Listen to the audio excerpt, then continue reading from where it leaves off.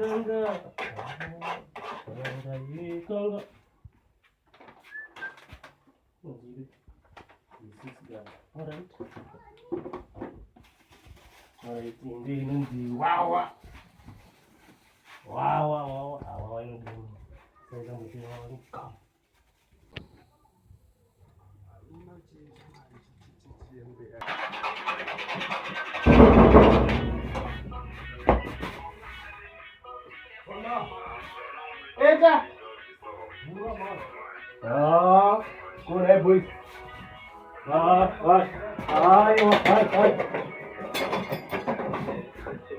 is the boy?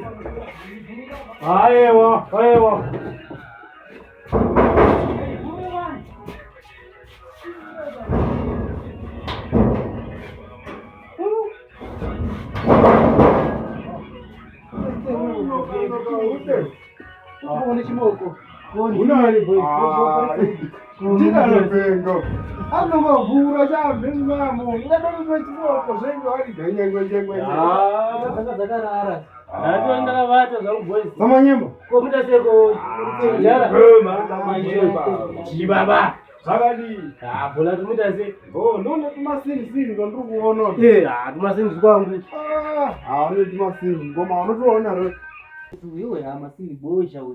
Ni masini dama. Masini akana kisi chao. Chi. Baita food breda. Food ndo basi mbele hiyo. Food baba. Ndio ya makonzo basi hapo. Makonzo akavara ile jamani. Makonzo no. Nenda inzwaika boys. Ndai ni gari ndakachoita ngubasa pakati asana kuwa chimunhu chimwe chaicho kuti kana time zanozofamba manhiri pepe. Zano ni mshongano. Vanenge wagara vato wabhuku jari. Mshongano ura gosho duku. Nayo sama. Ukapa hatino vejeja. Makonzo remesa. Wane munofa hivi. Gacho veja. Munofa boys. No. Munofa boys. Ndapara chimwe babo. Boys. Acha makonzo rechingwa. Inambodoruma ila nacha ndirumbotowa. Ngibada statement yako. Wachingwa. Ina ndina friends bana. Chikura iwe mufisa kura dada tuta. Hapana ti. Uri jikwani. Ola. Hapana ti. Ti wewe kumuza mishongo makonzo. Yo shaba. Zvija uita kana usina ti. Ita ti mkomana. Kuichemeyo. Mbesa. Jofamba. Kuichemeko. Kuichema. Ndiri mwana ngofaka nemishongo ndaisira makonzo mukaboisi. Iwe stinga chimwana sadira. Sara mukafa ndozoita sei manje naye boys ndozama nani kona maita boys. Ngongora. Sawa. Chidio. Ayopeza sima ndolonga mvura. Awulunga mvura lekanogwiyo.